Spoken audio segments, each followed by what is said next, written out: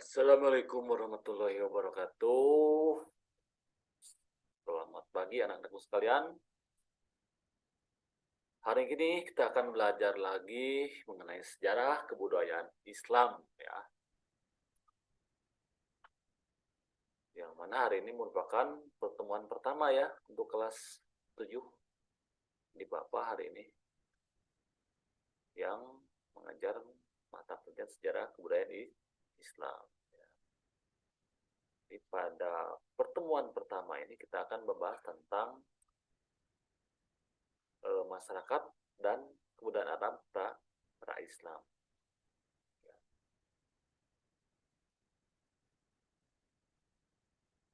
Masyarakat pra-Islam itu dibagi menjadi berapa? Menjadi 3 bagian ya. Kita akan bagi di sini. Maaf tadi ya.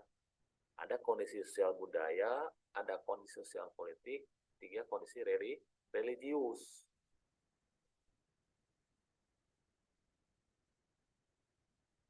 Kemudian pada waktu itu dikenal dengan istilah zaman jahiliyah. Apa itu zaman jahiliyah? Nah, mungkin di antara kalian juga udah pada tahu ya, bahwa zaman jahiliyah adalah zaman kebodohan. Jadi masyarakat pada zaman ini identik dengan peradaban yang terlampau buruk, keji, dan minim moralitas. Jadi di sini jelaskan mereka hidupnya layak binatang.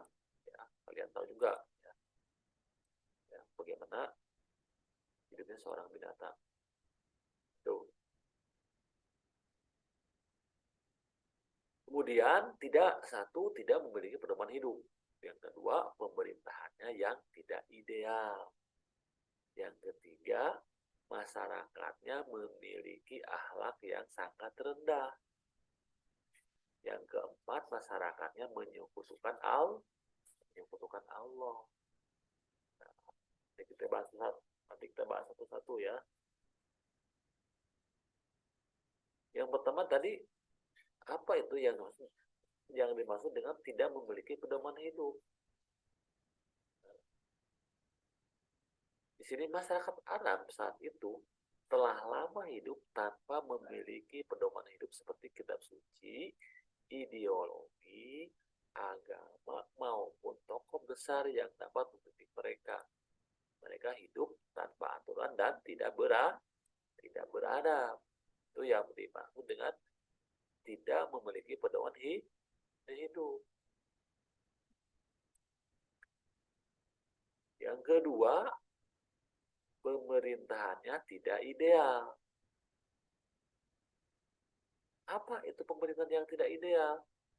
Keadilan pada masa itu sangat memprihatinkan, di mana para wanita dan golongan yang dianggap rendah seperti budak dan kaum bawah atau miskin diperlakukan sangat buruk dan sangat tidak adil. Selain itu juga tingkat kejahatan yang tinggi membuat masyarakat hidup pada tingkat keamanan dan kesejahteraan yang sangat rendah. Tuh. Kemudian masyarakatnya memiliki akhlak yang sangat rendah. Apa maksudnya? Mereka suka bertengkar, berperang, membunuh sesama, dan bahkan membunuh bayi perempuan dengan menguburnya hidup-hidup. Hal ini mereka yakini sebagai sesuatu yang perlu dilakukan karena dianggap perempuan itu tidak bernilai, tidak berguna, hina, dan memalukan. Tak hanya itu, kebiasaan mereka juga tidak lepas dari mabuk-mabukan, perjudian, dan perzinahan. Kemudian, masyarakatnya menyekutukan Allah. Ya, masyarakatnya banyak yang menyembah patung-patung yang dianggap sebagai Tuhan atau dewa-dewa yang mereka yang suci dan hebat. Ya. Imam Bukhari meriwayatkan dari Aisyah radhiyallahu anha bahwa pernikahan pada masa jahiliyah ada 4 macam. Yang pertama, pernikahan seperti pernikahan orang pada umumnya sekarang. Ya. Kedua, seorang suami yang menyuruh istrinya untuk menikah dengan pria lain. Yang ketiga, Sekelompok orang dalam jumlah yang kurang dari 10 berkumpul, kemudian mendatangi seorang perempuan dan masing-masing menggaulinya. Yang keempat, banyak laki-laki yang mendatangi seorang perempuan, sedangkan si perempuan itu tidak menolaknya sedikit pun. Itu jenis pernikahan pada zaman jahiliyah. Ada berapa? Ada 4 macam ya.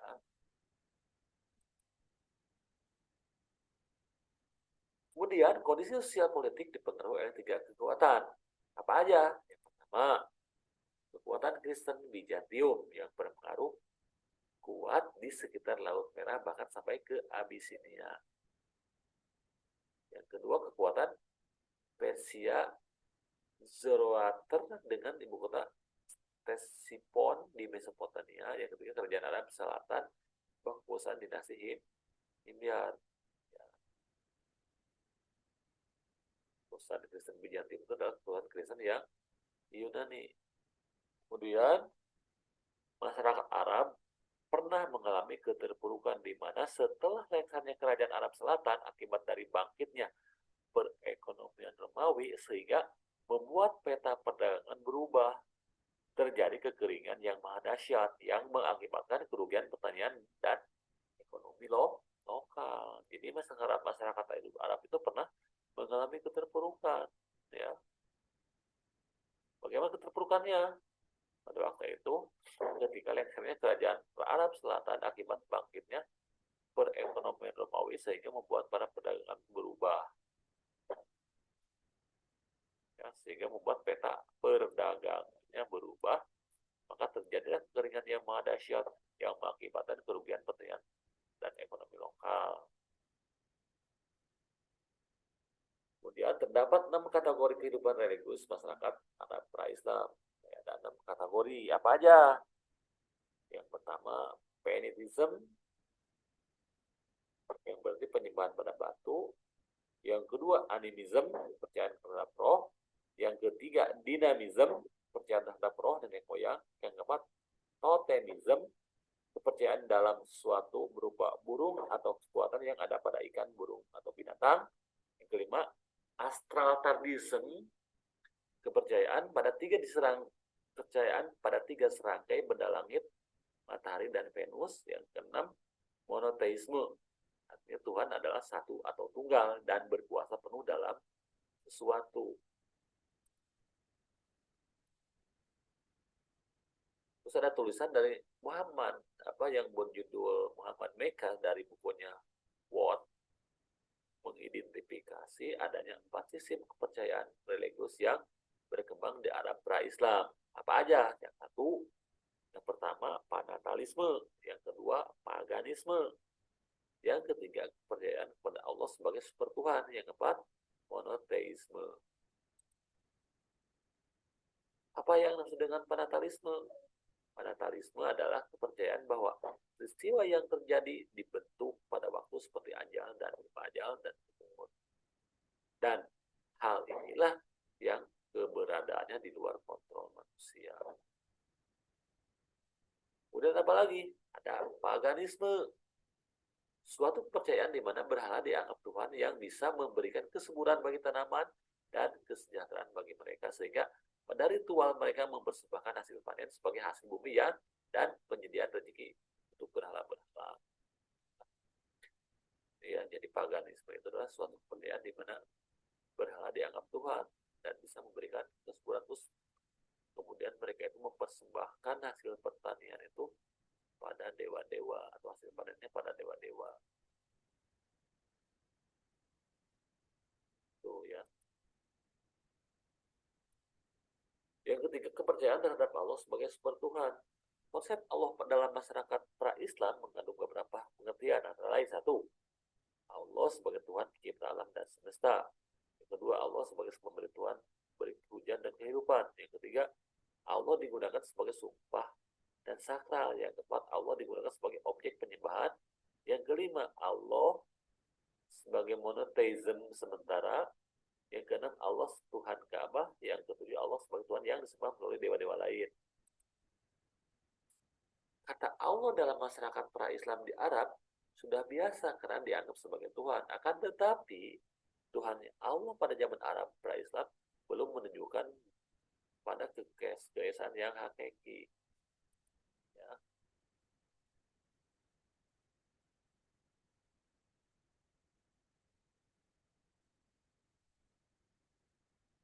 Empat kondisi kepercayaan monoteisme pra-Islam di Arab. Yang pertama, monoteisme dari pengaruh agama Yahudi. Yang kedua, monoteisme adalah sesuatu yang bersifat alamiah. Yang ketiga, monoteisme berkaitan pada istilah khalid atau pegangan tauhid yang dibawa oleh Nabi Ibrahim. Dalam surat Al-Imran ayat 67 katakan, maka Ibrahimu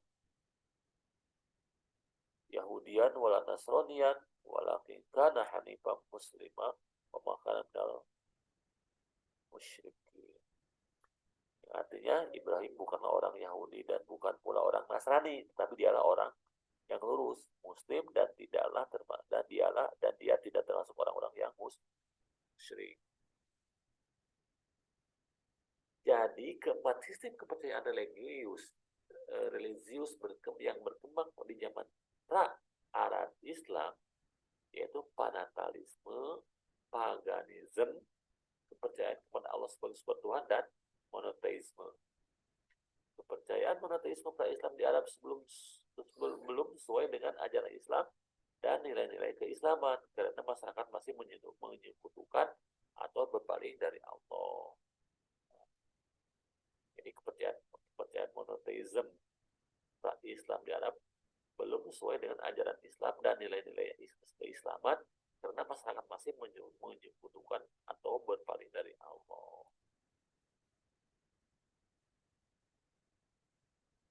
Dan walaupun masyarakat sudah percaya pada Allah, tetapi kata Allah dari sini belum menyatukannya seperti dalam surat Al-Ankabut.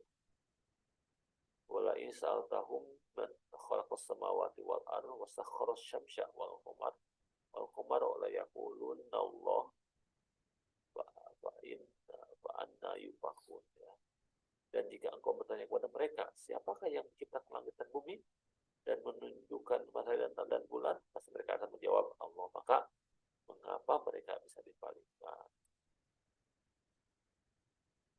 Di ayat tersebut kita bisa merefleksikan zaman pra-Arab yang mana mereka percaya pada akan dari Allah, namun keimanan mereka tidak bisa disebut dengan tauhid sebab keimanan mereka masih menyekutukan dengan Allah dan penuh dengan mitos-mitos seperti penyembahan berhala. Jadi monoteisme pada zaman pra-Islam itu tidak bisa disamakan dengan monoteisme zaman Islam sekarang. Ya. Jadi monoteisme zaman itu tidak bisa dianggap sebagai tauhid. Kenapa? Karena mereka masih menyekutukan dengan Allah dan penuh mitos-mitos seperti penyembah berhala.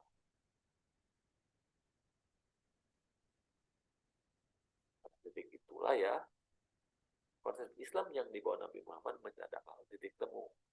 Allah memilih tanah yang tepat yaitu Arab karena pada sejarahnya masyarakat Arab tidak pernah dijajah oleh imperium asing manapun dan mereka tidak rela diperbudak.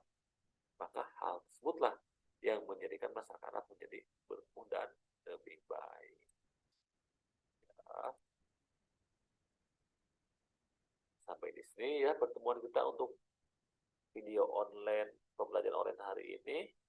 Dan sebelum Bapak mengakhiri pertemuan ini ada beberapa pertanyaan ya kalian. Yang pertama, sebutkan ya apa sistem kepercayaan yang ada di Arab pada waktu itu ya. Apa sistem kepercayaan yang ada di Arab apa aja?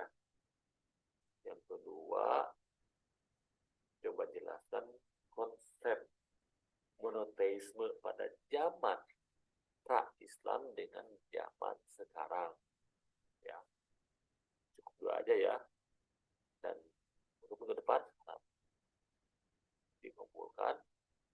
Ya, jadi tugas kalian minggu depan itu untuk minggu depan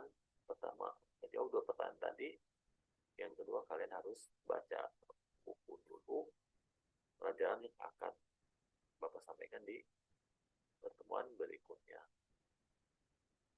Terima kasih. Mudah-mudahan untuk materi hari ini kalian bisa memahaminya.